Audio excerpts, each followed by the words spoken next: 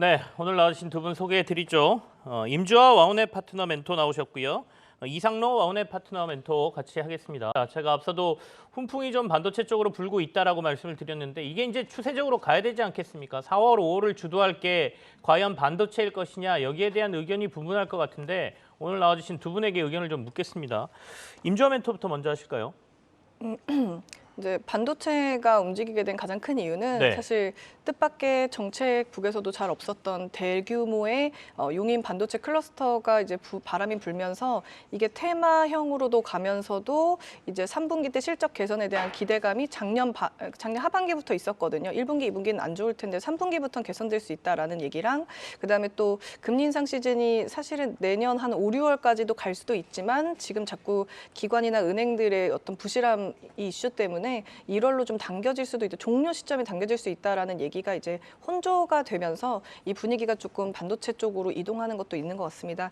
그런데 이쪽에서 과연 트레이딩을 어떻게 해봐야 될까 하신다 그러면 삼성전자 같은 경우에는 82,000원대 구간에서 많은 MZ세대들이 매수를 해서 손절을 했거나 혹은 그냥 보유한 상태의 어떤 큰 매물대가 있는 구간이기 때문에 그냥 긍정적으로 길게 주식 투자하시는 분들한테는 삼성전자를 뭐 6만 원대 사놓고 기다리는 건 나쁘지 않은 전략인 것 같습니다만은 네. 지금 상황상으로는 제가 봤을 때는 대형주보다는 반도체 소재나 부품 쪽으로 좀 들여다보시는 게 좋을 것 같고요. 만약에 용인의 반도체 클러스터가 되게 된다면 그러니까 소부장 라인에서 전공정 라인보다는 후공정 라인에서 마무리하고 이제 출고를 하는 그쪽으로 더 이렇게 돈을 많이 벌 수가 있는 구간이어서 오늘 미래반도체 같은 경우에는 소매로 이제 넘어가는 주문 받아서 이제 AS 해주는 구간이기 때문에 그 종목이 좀 많이 올랐고 또 그 후공정 라인에서는 패키징 쪽이라던가 아니면은 후공정 라인에서 이제 2차 전지도 뭐 같이 겸해서 하는 종목들이 지금 산발적으로 슈팅이 같이 겸해서 올라오고 있습니다. 그래서 제가 보기에는 2023년 올해 8월부터 12월까지 하반기는 반도체가 주도를 저가 매수로 계속 들어올 수는 있지만 네. 4월은 일단 산발적으로 보여주기식의 어떤 3, 4주의 슈팅은 있을 거고요. 한 5, 6, 7월 정도의 약간의 조정 국면을 구하고 그다음에 8월부터 다시 한번 이제 상방으로 추세 상승을 좀 노려보는 그런 트레이딩을 가져보는 게 좋을 것 같은데요. 기본적으로 업황은 부진한 상태고요. 내년에 갈 기대감을 6개월에서 8개월 정도 앞에 당겨서 이제 다른 재료와 함께 이렇게 혼조돼서 움직이는 것이므로 추격을 해서 가기보다는 트레이딩 관점에서 눌림목이라던가 지지대를 잘 찾아서 들어가시는 쪽이 더 좋을 것 같고요. 커다란 매물 구간이 작년 8월 라인이거든요. 작년 8월 때 시장 좋아질 줄 알고 저감에서 들어왔다가 그대로 이제 연말까지 깨졌다 다시 가는 그 지금 지점에 있는데 그 구간에 있는 매물만 잘 소화를 해주는 어떤 그 전후 지점에서 트레이딩을 하시는 게 더 안전할 거라는 말씀드립니다. 알겠습니다. 어쨌든 4월, 5월 반도체 쪽 그리 나쁘진 않을 것 같다라는 의견으로 받아들여도 될 것 같고 그 이후에는 조금 조정을 받았다가 더 하반기는 반도체를 다시 한번 볼 수 있는 시기가 되지 않겠느냐. 후공정이 낫다 이렇게 말씀하셨어요. 어제 저도 여의도 쪽에 펀드 매니저하고 뭐 이런저런 얘기를 좀 했었는데 후공정을 좀 주목한다라고 얘기하더군요. 후공정이 먼저 가고 그다음에 안에 있는 소재나 부품 이쪽으로 좀 가능성이 있다 이렇게 분석을 하던데 의견이 좀 겹칩니다. 이상로 멘토께서는 반도체 주들에 대해 지금 조금 훈풍 불고 있는 거 이거 좀 이어질 것 같습니까?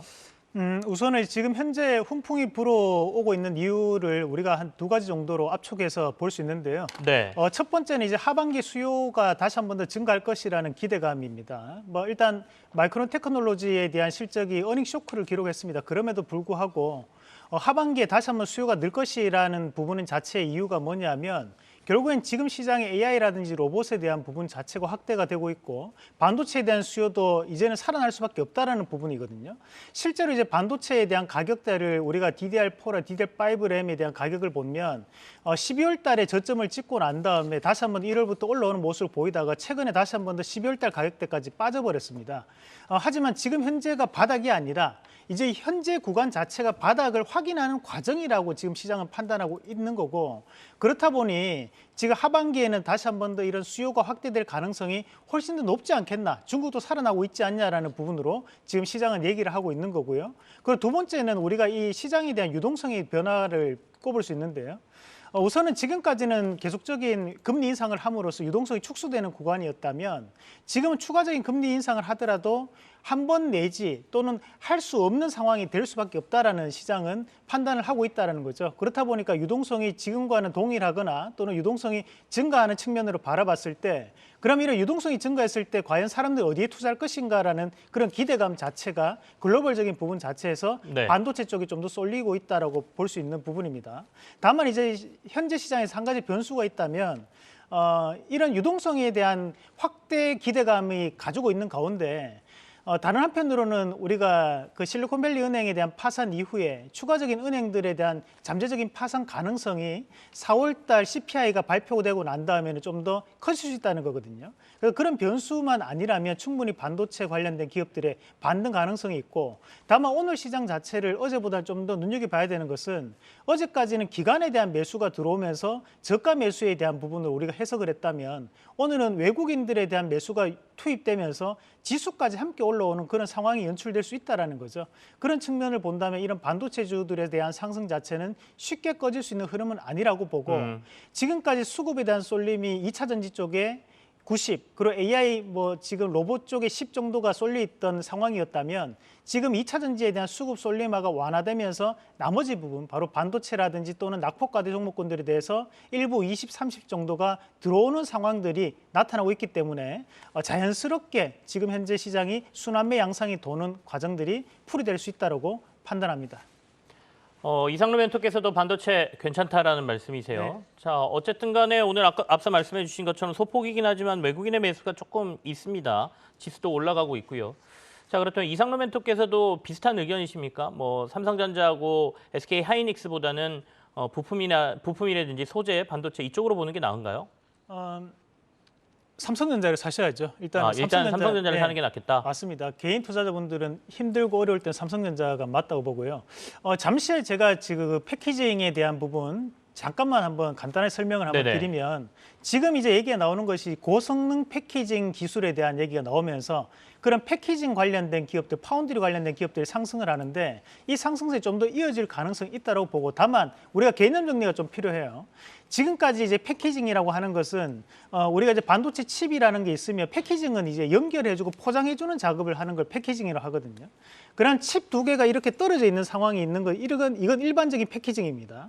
그럼 여기에서 이제 이렇게 붙는 과정을 얘기하는 거죠. 칩이 두 가지가 붙어서 밑으로 이어지는 것을 우리 2.5D라고 하고 위로 이렇게 적층시키는 과정을 이제 3D라고 하거든요. 이런 3D에 대한 부분 자체의 패키징 기술을 가지고 있는 기업들을 우리가 고성능 패키징 기술이라고 하는데 그런 기업들이 현재 시장에서는 이제 네페스가 2019년도부터 진행을 해왔고 삼성과에 대한 거래 관계가 긴 기업 중에 한 군데가 이제 하나마이크론이라는 기업이 또 있습니다. 네. 그래서 저는 만약에 패키징 관련된 기업을 본다면 그 두 가지 기업도 함께 눈여겨보면 좋겠다라는 말씀도 드리고 싶습니다. 일단은 삼성전자다라는 네. 말씀이고 저희가 수능에서 좋은 점수 따려면 국영수 중심으로 열심히 공부해라 이런 얘기하고 네. 비슷한 거죠. 그러니까 정해져는 있습니다. 근데 그게 했을 때 조금 지리한 싸움을 해야 되니까 저희가 잘 선택을 안 하려고 하는데 그 말씀을 먼저 하셨고요.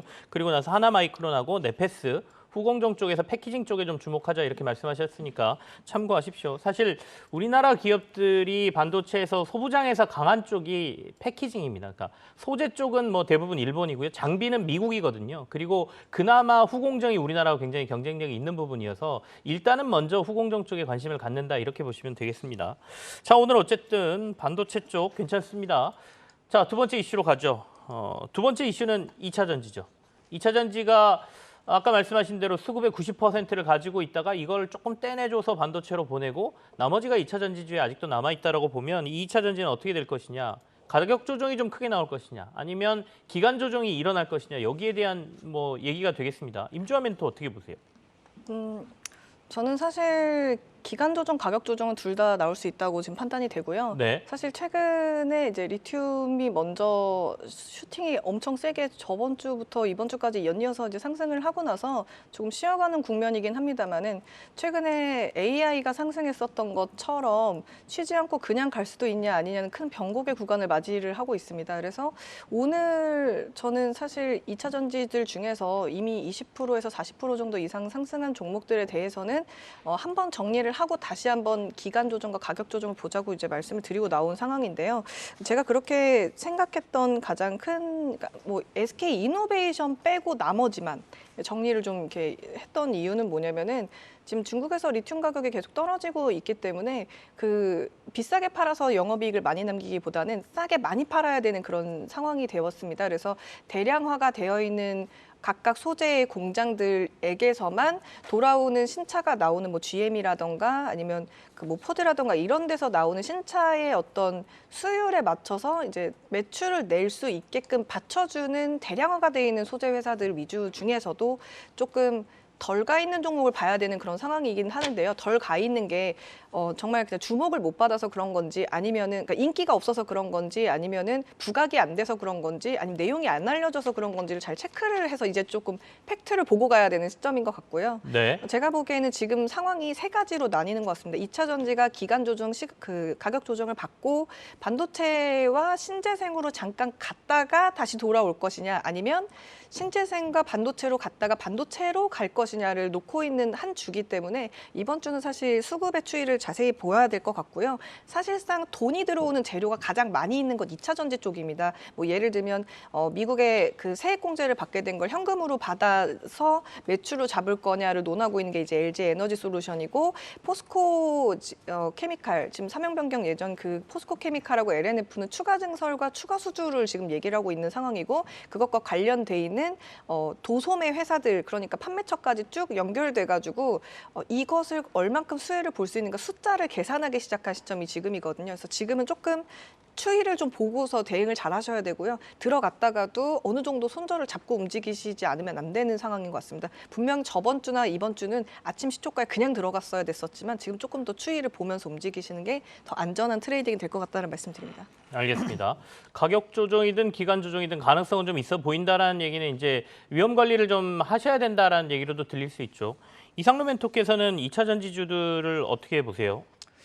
지금 뭐 수급에 대한 쏠림이 이루어진 기업들을 우리가 주도주라고 얘기를 하고 이런 주도주들이 사실 한 번만에 꺾이지는 않습니다. 네네. 그러면 이제 이런 고가놀이 패턴 자체를 최소 6개월에서 한 1년 이상을 끌고 가면서 뭐 고가에서에 대한 움직임들이 드러나게 되는데 여전히 뭐 지금 현재 우리가 2차 전지가 주도주라는 것은 동일할 수밖에 없죠. 하지만 지금까지 힘이 100이 들어갔었다면 이제는 이제 80 정도로 낮아져 있는 상황이 돼 버렸다라는 거고 그 이유인즉슨 지금 현재 이 2차 전지 중에서도 가장 중요한 것이 바로 이 IRA 관련된 부분 자체에서 미국의 어떤 발표가 이루어질 것인가라는 부분인데요. 원안을 보면 우리가 이 양극재와 또는 이제 음극재 관련된 부분 자체를 우리가 부품으로 봤죠. 그래서 지금 현재 미국의 배터리 업체들이나 전기차 업체들이 얘기하는 것은 한국에서 생산하는 양극재라든지 또는 음극재에 대한 부분 자체에서는 우리가 부품으로 봐야 되기 때문에 보조금을 지급하면 안 된다, 세액 공제를 해주면 안 된다라는 입장인 거고 대신에 국내 그 재무부, 미국 재무부에 대한 유권 해석에 따른다면 어차피 양극재나 또는 음극재 같은 경우에는 부품이 아니라 소재 또는 원료로 봐야 되기 때문에 우리나라 미국과에 대한 FTA를 맺었던 나라에서 생산하는 것은 다 세액 공제를 해줘야 된다는 얘기거든요. 하지만 그에 따른 결론이 우리가 알 수가 없는 부분이다 보니까 그 부분 자체에서 미리 좀 이익 실현하는 물량들이 나오면서 주가가 다시 한 번 더 탄력 있게 못 가는 모습들이 나오는 것 같아요. 그래서 오히려 지금 이런 결과가 나오고 난 다음부터는 불확실성이 해소된다는 차원 자체에서는 다시 한번 2차 전지에 대한 랠리 가능성은 저는 충분히 있다라고 보고 네. 쉽게 꺾이지는 않을 것이다라는 말씀을 드리면서 대신 그렇다고 해서 막 무작정 이제 지금 달려가고 있는 종목군들에 대해서 추격 매수를 하시기보다는 좀 더 저렴한 종목군들. 우리가 양극재가 1등인 것은 다들 아시는 내용이죠. 하지만 2차 전지 안에서도 양극재 그리고 음극재 뭐 활물질이라든지 지금 최근에 또 알루미늄 관련된 기업들이 또 많이 오르거든요. 그래서 이런 2차 전지에 대한 폭이 넓어지는 상황들이기 때문에 저평가되어 있는 2차 전지 관련주를 보시는 건 어떨까라는 말씀도 함께 드리고 싶습니다. 알겠습니다. 자, 오늘 그리고 이슈가 되고 있는 SK 이노베이션 얘기를 좀 해볼까요? 주주환원 정책 얘기가 나오면서 이제 주가가 급등을 하고 있는데 앞서 제가 잠깐 말씀을 드렸습니다. 그러니까 이거는 검토라고 답변이 나온 거지 지금 한다는 아닙니다. 그러니까 SK 이노베이션의 전체 지분의 한 10% 정도를 회사가 사들이고 이 사들이는 대가를 SK온의 주식으로 지급하겠다 이런 얘기거든요. 이거는 SK온의 IPO 시점쯤 돼서 이루어질 거다 뭐 이런 얘기가 오늘 나온 거예요. 임주환 멘토께서는 이게 주가를 이렇게 급등시킬 만한 원인으로 보이십니까? 아니면 좀 기대를 해도 될까요? 어떠세요? SK 이노베이션을 지금 구간에서 보시지 마시고 차트를 길게 당기셔가지고 2021년도 고점으로부터 제일 많이 내려오고 제일 안 올라갔거든요. 네. 근데 이제 공매도를 맞은 구간들이 어디냐면은 지금 오늘이 19만 4천 원이지만 공매도를 맞았던 마지막 구간이 16만 1천 원, 16만 3천 원이거든요. 그래서 16만 1천 원을 깨면 이제 갑자기 매도세가 쫙 붙다가도 더 따라붙지 않으면 반등해서 다시 본전으로 치고 다시 매수로 돌리는 그런 과정을 지난 4개월 동안 해왔습니다. 사실 SK 이노베이션 입장에서도 주가가 조금만 떨어지면 공매도가 확 붙어버리니까 아마 여러 가지를 고민을 많이 했었을 거로 추정이 됩니다. 근데 지금 상황에서는 사실은 이 배터리 쪽 대형주를 놓고 보면은 에코프로 BM이 이제 돌아오지 않을 가격에 가 있고, 그다음에 LNF가 그걸 추격하는 과정에 지금 있습니다. 그래서 지금 들어가기 조금 애매하긴 하지만 최근에 가장 늦게 좀 슈팅이 나왔고, 그다음에 또 하나가 포스코 케미칼은 이미 추세 상승이 나와 있는 상태에서 지금 추가적인 재료가 붙어가지고 여기서 추세 상승 한 번 더 하냐, 40만 원 가냐 안 가냐를 놓고 있는 구간에서 가장 20만 원대 이하에서 똑같은 밸류를 받고 있지만 주가가 안 간 마지막 종목이 SK 이노베이션이거든요. 그래서 저는 기업 차원 측에서는 충분히 이거는 다른 건 다 갔는데 왜 우리만 안 갔을까에 대해서는 6개월에서 1년 이상은 충분히 고민을 해봤을 거라고 판단이 되고요. 사실 이 재료가 그러니까 여론을 일단 불어일으키는 거잖아요. 되든 안 되든 일단은 배터는 놨지만 안 될 수가 없는 분위기가 오늘의 주가가 보여주고 있기 때문에 만약에 그게 가능하다고 하면 오늘 들어가신 분들한테는 가장 저렴한 16만 원에 17만 원대 트레이딩이 된 것이므로 조금 더 주주에 환원할 수 있는 어떤 퍼포먼스는 제대로 주게 된 거죠. 그래서 제가 보기에는 향후 한 4거래일 정도에 지금의 그 작년도 네네. 8월 달에 슈팅 저점인 줄 알고 따라붙었던 21만 원대 구간하고, 그다음에 다시 시장이 한번 빠지고 11월 달에 내년엔 좋을 거야라고 올라왔던 오늘 그 구간 19만 2천 원대에서 지금 아마 약간의 그런 서로 가격을 견주는 그런 어떤 뭐 시간이 좀 있을 것 같은데요. 이 구간을 잘 선행해서 넘어가 준다고 한다면 이 LNF, 에코프로 BM, 그다음에 SK 이노베이션, 포스코 케미칼이 전부 같은 20만 원대에서 밸류를 놓고 가격을 누가 먼저 선행해서 받아서 추가 수급이 나올 수 있느냐를 논하는 지점이 4월 정도에 아마 얘기가 계속 지속될 수 있을 거라고 보여지긴 합니다. 알겠습니다. 지금 가격대에서 한 21만 원대가의 가격대를 어떻게 뚫고 올라가느냐의 문제이지, 여기만 뚫고 올라가면 사실은 이미 슈팅 나왔던 종목들이나 가치를 인정받기는 비슷한 상황이다라고 지금 얘기하시고 계시죠. 한번 며칠 두고 보시죠. 오늘 굉장히 강하게 올라갑니다. 18% 정도까지 오늘 주가가 급등하고 있습니다. 이상로 멘토에게도 SK 이노베이션에 전략적으로 저희가 투자할 때 어떻게 해야 될지를 묻겠습니다. 뭐 지금 오늘 이슈에 의해서 올라가는 부분이니까요. 그런데 뭐 확정된 것은 또 아니다. 뭐 일부 네. 한 발 빼는 모습도 나타났지만 뭐 기대를 할 수 있죠. 그리고 이제 지금 시장에서 또 음모론적인 이야기도 많이 좀 돌아다닌 것도 사실입니다. 지금 SK 이노베이션 관련해 가지고 지금 또 다른 이야기도 또 있는 부분도 있는데 궁금한데 방송에서는 예, 못할 얘기인가요?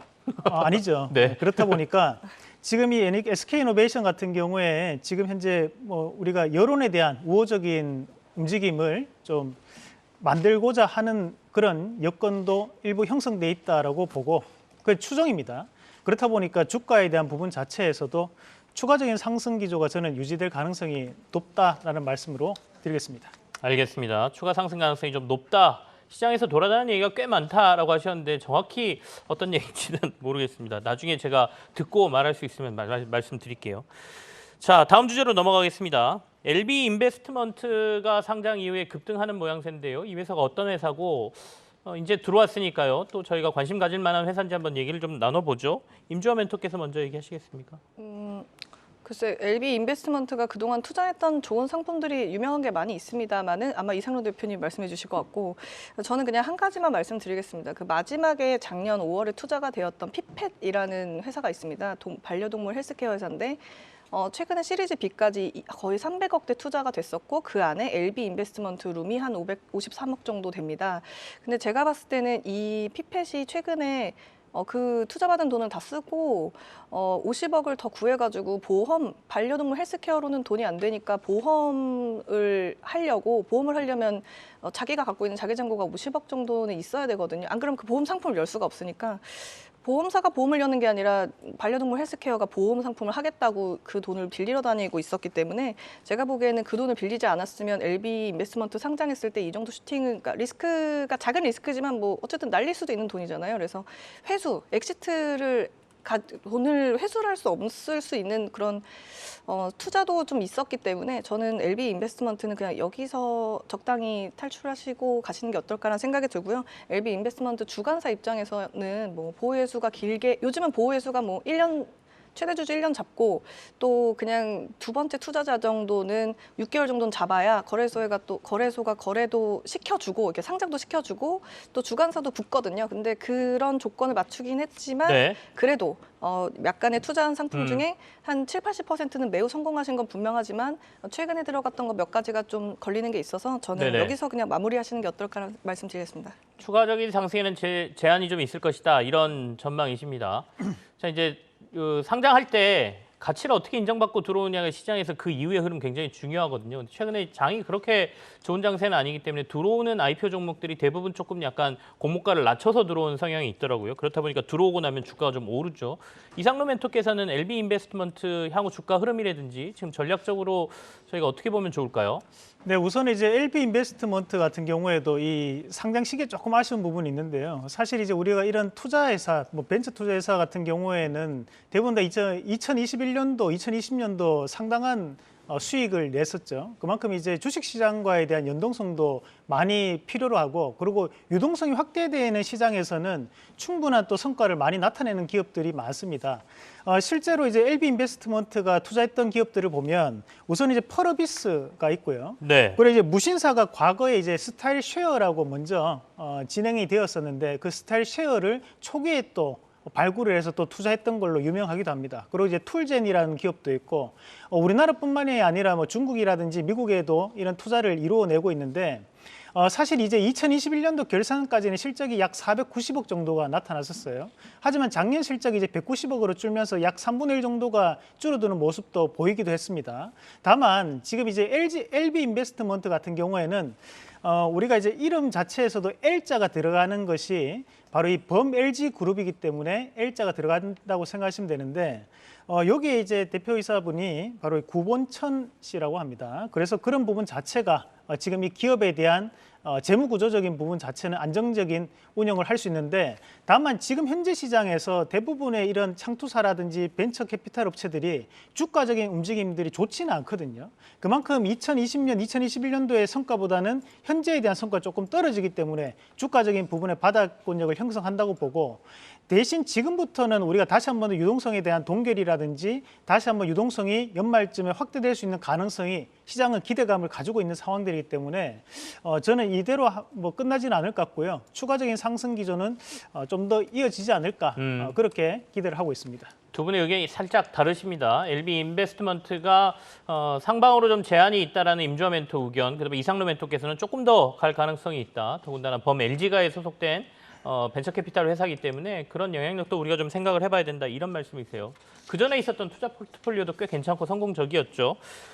자, 다음 이슈로 넘어가죠. 다음 이슈는 임플란트 저희가 좀 꼽아봤습니다. 임플란트 주들 오늘 괜찮아요. 그리고 최근에 이제 오스템 임플란트가 아시겠지만 이제 상장 폐지 수순으로 가고 있지 않습니까? 공개 매수를 통해서 이제 상장 폐지를 하겠다라고 얘기를 했기 때문에 시장에서 이제 그러면 임플란트의 대장주는 어떤 거냐? 우리가 개인이 투자하고 싶은데 임플란트가 이제 오스템 임플란트 빠지고 나면 다른 쪽으로 매기가 쏠릴 것이다. 뭐 이런 얘기도 좀 있거든요. 임주화 멘토 임플란트 관련주들은 어떻게 전망하세요? 사실 디오 같은 경우에는 원래 건설사로 시작을 해가지고요. 임플란트 재료를 만들어서 이제 판매를 했는데 워낙 초기 때 공격적인 영업을 했어가지고 병원을 개업을 시켜줘요. 아예 병원을 만들어주고 대신 우리의 그런 어떤 인테리어나 어떤 그런 걸 해주면 좀 그 디오나비를 좀 싸게 해주는 요렇게 마케팅을 초기에 한 2016년, 17, 18년을 공격적으로 했었거든요.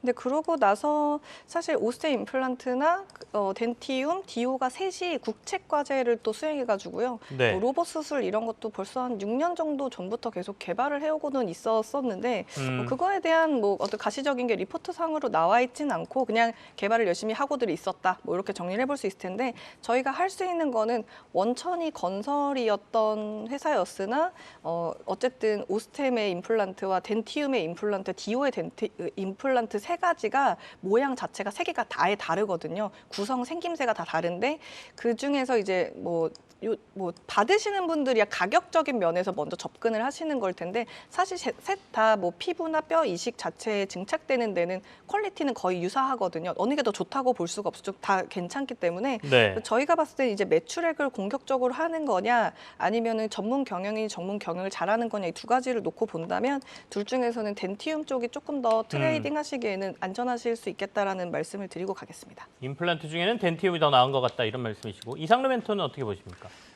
사실 이제 우리 국내 시장에서 임플란트 시장이 뭐 업계가 엄청나게 많습니다, 사실. 그리고 사실 우리가 결정할 수 있는 부분도 있지만 대부분의 그 치과 원장분들이 결정을 해서 이 임플란트 하시죠라고 권유하는 것이 대부분이다 보니까 우리 시청자분들은 브랜드에 대한 부분을 잘 모르실 수 있을 것 같은데요. 여러분들이 가장 많이 아시는 이 오스테 임플란트가 업계 1위라고 보시면 되고 그 2위는 어디냐? 2위가 바로 덴티움이라는 업체가 2위입니다. 그 디오 같은 경우에도 업계 4위이기 때문에 사실 지금 현재 주가적인 부분만을 본다면 디오가 상당한 낙폭과대로 빠져 있는 것은 사실인 거고 그 덴티움 같은 경우에는 이 오스템 임플란트가 나감으로써 그에 따른 부분 자체에서 악재가 생기면 2등이 가장 먼저 수혜를 받는 거잖아요. 그렇다 보니까 최근에 덴티움에 대한 주가가 신고가에 대한 랠리를 펼쳐 보이고 있다고 보시면 되겠고요.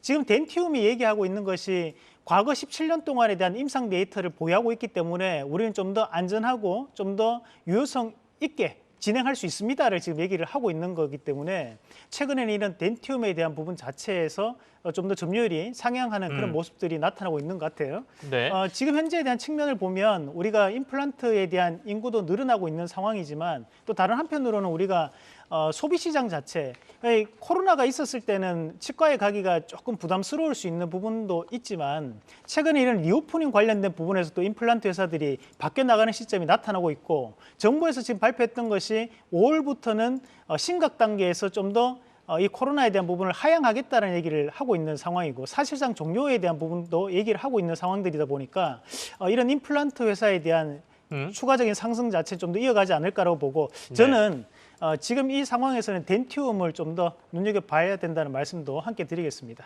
앞서 우리 임주아 멘토도 덴티움 얘기하셨죠. 두 분 다 덴티움을 조금 이 상황에서는 임플란트 주 중에는 괜찮게 보고 있다는 의견을 주셨습니다.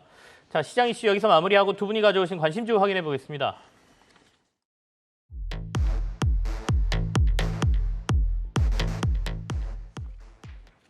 네, 오늘 두 분이 가져오신 관심주 확인해 보겠습니다. 임주아 멘토께서는 신재생 산업 확대 발전을 노력하고 있다. 대명에너지 가져오셨습니다. 그리고 이상로 멘토는 서현이와 미국 전기차 달린다. 2차 전지 관련주인 것 같네요. 한번 얘기 들어보죠. 대명에너지부터 설명 듣겠습니다. 네, 대명에너지는 2000년도에 설립된 신재생 에너지 토탈솔루션 회사입니다. 뭐 지금으로 쉽게 말씀드리면 제조, 생산, 유통, 판매까지 다 하는 거랑 거의 비슷하다고 보시면 되겠는데 여기서는 풍력과 태양광을 중심으로 사업을 개발하는 단계부터 설계, 조달, 시공, 운영, 관리 전부 본인이 직접 이렇게 프로세스를 짜가지고 진행하는 회사라고 보시면 되겠는데요. 최근에 여기서 가지고 있는 뭐 추가적인 밸류에이션을 높일 수 있는 게 있다면 해상 풍력 발전, 그러니까 지금은 육상이었었는데 해상 풍력 발전 사업 쪽으로 진출을 해서 전체적으로 설계부터 그다음에 조달, 시공, 운영, 관리까지 다 할 수 있는 그런 성장 동력을 마련했고 리파워링, 그린 수소 쪽에도 좀 발전을 하고 있는 그런 회사입니다. 그래서 네. 사실상 오늘 마지막 주제 시간 모자라서 못하고 있던 IRA 세부 규정 발표되면 태양광 관련해가지고 이슈가 있는데 제가 전에도 말씀드렸지만 풍력은 유럽향, 그다음에 태양광 쪽은 미국향이기 때문에 양쪽 그 어디에서도 일단 인플레이션 관련 법안과 해서 수혜를 볼 수 있는 신재생 쪽은 조금 보셔야 될 게 최근 한 2, 3거래일 정도부터 바닥에서 좀 세게 올라오고 있거든요. 그래서 혹시 섹터 체인지가 있을 수도 있겠다라고 생각을 해서 가지고 나왔고요. 매수가는 27,500원에서 26,200원 사이, 손절가 25,500원, 목표가 31,000원 기관이 제시한 가격이고요. 기관이 들어와 있는 가격대 평균 단가가 24,300원, 최근 4거래일 전 라인이기 때문에 오늘 밑에 꼬리 잡고 들어가셔도 나쁘지 않을 것 같다는 말씀 드리겠습니다. 네, 지금 아래 목표가하고 손절가 나가고 있습니다. 참고해 주십시오. 자, 대명에너지 저희가 얘기 들었고요. 서현이와 설명 부탁드립니다. 네, 오늘 미국 시장에서는 또 전기차 관련된 기업들이 엄청난 상승세를 보이기도 했습니다. 네. 특히 이제 이 서현이와 같은 경우에는 우리가 현대기아차에 대한 협력 밴드 업체라고 보시면 되는데 사실 1차 협력 밴드이기 때문에 서현이와 제품이 안 들어가는 차를 찾기가 어려울 정도로 많은 라인에 대해서 지금 공급이 이루어지고 있는 부분이라고 보시면 되고요. 우리가 뭐 쉽게 문짝부터 시작을 해가지고 안에 있는 도어 트림까지도 대부분 다 이 서현이아가 제작한다고 보시면 됩니다. 그런데 이 서현이아에 대한 가장 큰 장점이라고 본다면 미국 내에서도 이 IRA에 관련된 부분 자체 현대차에 대한 악재가 반영되고 현재는 악재가 선반영됐기 때문에 반등이 좀 나오고 있는 시점인데요.